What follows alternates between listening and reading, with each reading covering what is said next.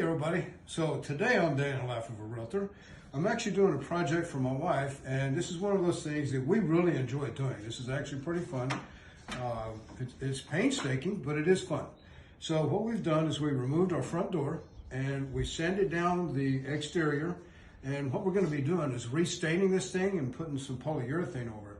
What we've noticed over the years is that due to the elements, whether it's moisture, humidity, heat, whatever, sometimes the exterior of the door gets a little worn. So these are one of those projects that we enjoy doing. My wife has resurfaced many tables and things like that.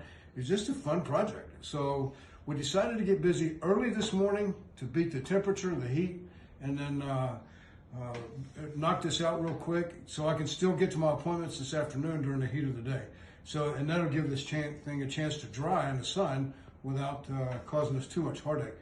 We put up a cardboard box to cover the door while we have this thing removed, so we're not wasting air conditioning even. So kind of a thing that we're doing. But anyway, that's what we're doing today. We'll talk to you next time.